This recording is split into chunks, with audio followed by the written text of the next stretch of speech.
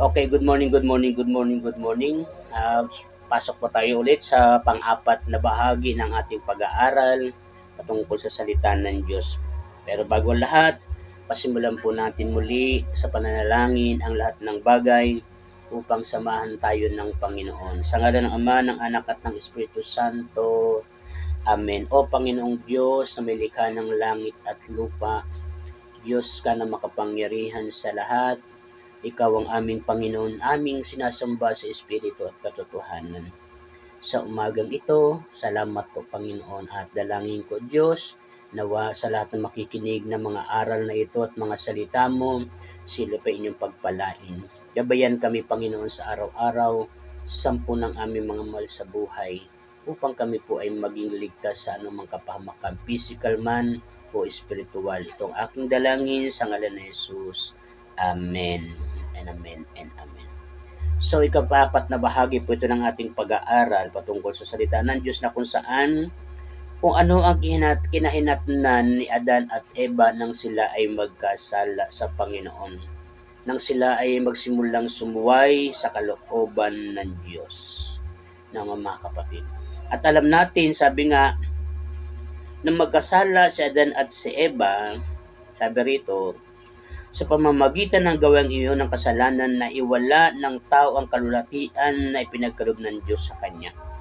Naagaw ni Satanas ang paghahari sa ibabaw ng lupa at ang kamatayan ang pumuno sa sanlibutan. Isipin ninyo, ang biyaya ng Diyos na ibinigay sa tao ay nawala.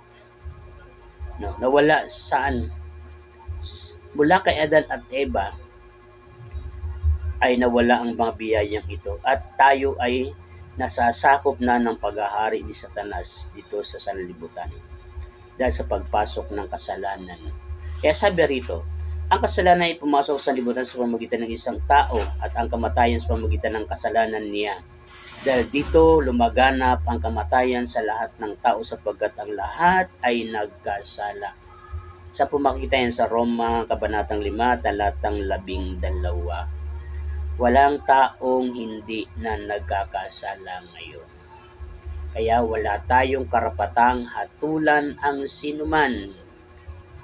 Mga kapatid, wala tayong karapatang humatol kahininuman dahil walang taong matuwid sa harapan ng Diyos. Lahat ay nagkasala, lahat ay mamamatay. Amen? Ngunit sa mga nagkakasala, may pag-asa pa. Sa mga nagkakamali, may pag-asa pa. Sapagkat malawak ang habag ng Diyos. Malawak ang pag-ibig ng Diyos. Sino man nagkakasala, sino man nagkakamali, umamin at tinanggap na siya ay nagkasala at nagkamali, sa harapan ng Diyos, ang mga taong ito ay patatawarin ng Panginoong Jesucristo. Amen. So mga kapatid, kaya napakalaki ng habag ng Diyos sa tao. Sabi rito, lahat ng saling lahing sumunod kay Adan at Eva ay nagmana ng bumagsak sa nakalikasan ng kanilang mga ninuno. Lahat ay napaisailalim sa kapangyarihan at paghahari ni Satanas. Noong unay mga patay kayo dahil sa inyong pagsuway at mga kasalanan. Sinunod ninyo noon ang masamang takbo ng sanlibutang ito at napailalim kayo sa prinsipe ng kasamaan, ang espiritu, namuhay ayon sa pitan na laman at sinunod ang masamang hilig ng katawan at pag-iisip. At sa ating likas na kalagayan, kabilang tayo sa mga taong kinapupuutan ng Diyos. Saan natin mababasa yan mga kapatid? Sa sulat ni Pablo sa taga-Epeso, Kabanatang 2, talatang 1 hanggang 3. Ang puso ng tao sa lahat ng dako ay puno ngayon ng ano? Sabi nila dito, na mga kapatid ko, ang kinatnan ng tao ngayon ay nahumaling sa mga bagay na makasanlibutan. Sabi rito, ang tao ay naging makasalanan. Kaya sabi rito, kahit nakilala nila ang Diyos, siya di nila pinarangalan bilang Diyos, ni pinasalamatan man. Sa halip, naghahaka-haka sila ng mga bagay na walang kabuluhan at nadimlan ang kanilang mga hangal na pag-iisip. Sila'y nagmamarunong, ngunit lumitaw na hangal. Nang talikdan nila ang kadakilaan ng Diyos na walang kamatayan at sambahin ang mga larawan ng mga taong may kamatayan, ng mga ibon, mga hayop na may apat na paa at mga nilalang na nagsisigapang.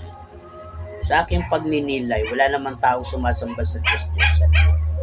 Wala namang tao sumasamba. Iwan ko lang pero para sa akin, no, siguro, meron mga ganito, pero bilang lingkod ng Panginoon, bilang isang Kristiyano, bilang isang Katolikong naglilingkod sa Diyos, ang mga rebulto, hindi naman namin sinasambayan, na wala pang sumasamba sa rebulto. Wala, mga kapatid. Dahil inilagay lamang ang rebulto sa church upang maging isang larawan ng kabanalan, makita, maging imahe, at merong susundan ang bawat mananampalataya na merong mga taong nag-alay ng kanilang buhay sa pamamagitan ng paglikha sa kalan ni Kristo, na mga kapatid. Sa panawagan ni Kristo, itinalaga nila ang kanilang buhay hanggang sa kamatayan.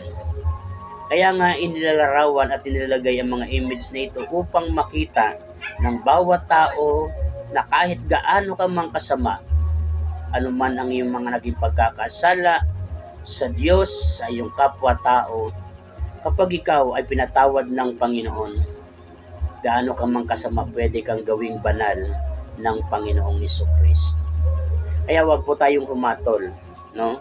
Wag niyo po kaming hatulan bilang mga Katolikong mananampalataya. Nirespeto po namin ang inyong pananampalataya, nirespeto rin po namin ang inyong pagtitiwala sa Diyos, nirespeto niyo rin po ang pagtitiwala namin sa Panginoon. No? Sa tahanan natin, meron tayong mga kanya-kanya mga pan-display Hindi lang naman ng rebulto yan Kung meron kayo sa tahanan nyo, may mga larawan kayo dyan na nakalagay sa mga dingding ninyo. Anong tawag dyan? Diba? Diyos-Diyosan nyo rin yan. Kung meron kayong cellphone, kapag ang cellphone ninyo ay ninakaw at nagwala kayo, ay ibig sabihin yan, Diyos-Diyosan nyo rin yan. Kapag meron kayong damit na maganda, nasunog, pinalabahan ninyo, nasira, ginagalit kayo hanggang sa umabot sa pagpatay, Diyos-Diyosan nyo na rin yan, mga kapatid. Kaya maging po tayo, maging aware po tayo sa ating kaisipan at paghatol sa ating kapwa. Dahil sa kasalanan ng tao, sabi rito, pumasok ang kahalayan. Kaya hinayaan sila ng Diyos sa kanilang maruruming pita hanggang sa magumon sila sa paggawa ng kahalayan sa isa't isa. Tinalikdan nila ang katotohanan tungkol sa Diyos at pinalitan ng kasinungalingan.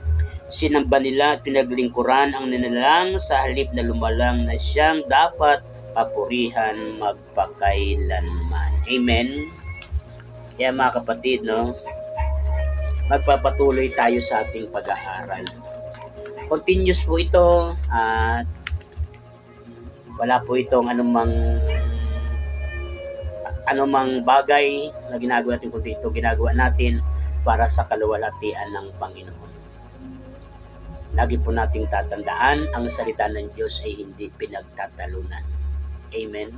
Ang salita ng Diyos ay ginagalang, nirespeto, upang tayo po ay magkaisa ng paglapit sa Panginoon. Sabi nga ng Bible, tayo ay isang katawan sa harapan ng may kapal. Amen?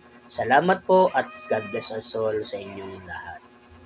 Patubayan tayo ng Panginoon at gabayan, ingatan sa araw-araw nating buhay, lalo ng inyong mga mahal sa buhay. Ito lamang po at tayo muling magpapatuloy sa susunod na mga araw ng paghahayag ng salita.